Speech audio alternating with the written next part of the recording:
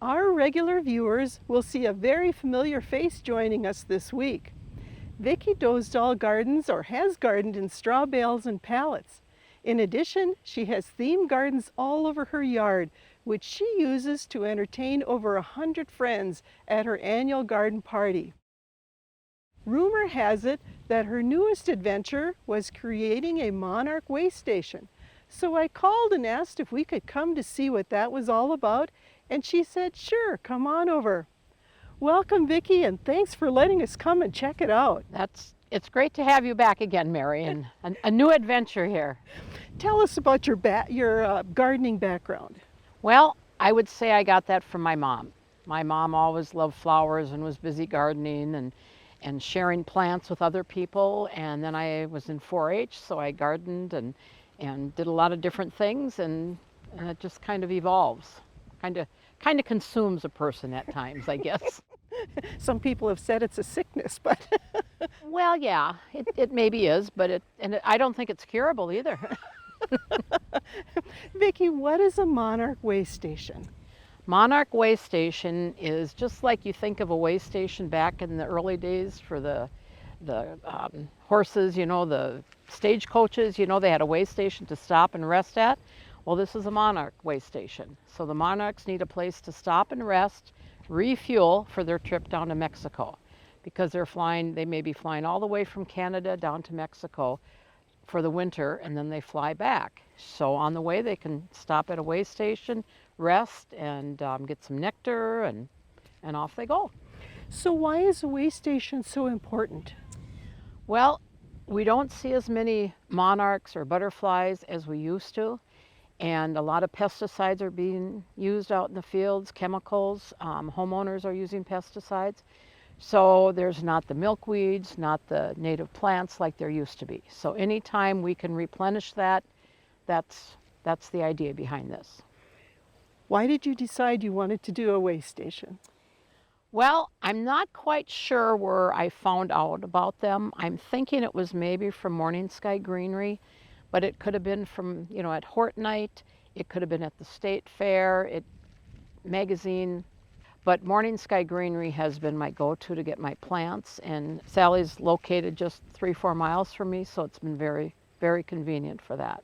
How did you get the idea of what you wanted to do? Well, there's a site, the Monarch Waystation site, and you go there and it tells you what things they're looking for. One of them is the milkweed. That's the big thing. And then the different types of plants that would have the nectar in it. Sally had that list, and I gave her the dimensions of my site, how many feet by how many feet, and I said, I need plants to fit this. Sally was instrumental in getting the right plants for me. So what is all involved with creating a waystation? I'll tell you how I did this. The area where I have them at, I used to do a lot of plant pumpkins and squash, so they weren't in my yard. And I planted in straw bales, and I even planted in the big round bales, because I could use those round bales for years because it was just the medium. Well, when I decided that I don't need all this work, and the ground was black and everything, so we tilled it up and put the first waystation in. And of course, I don't like weeds, so I laid a weed suppressant mat down first, and then planted my plants. Is there a size that the waystation should be or need to be? In my reading, it said at least 100 square feet. If you wanted to do a whole acre, you could do it, but that would be a lot of native plants. But, there's no limit as to how big, but they want it to be at least 100 square feet. Are there any other requirements for making a waystation?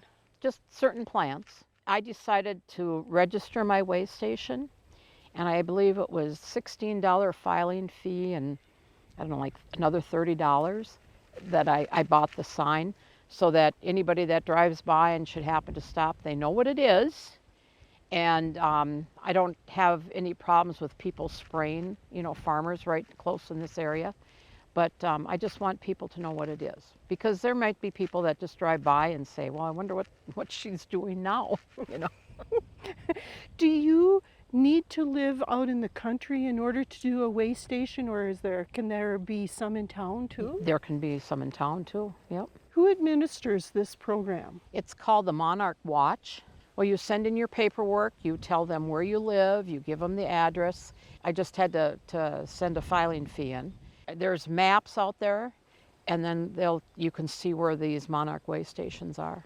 Now, are there other stations in Minnesota, or are you familiar with other people that have stations? I don't know anyone locally. I understand there's like around 100 of up in the Duluth area, but locally I don't know if there's anyone else.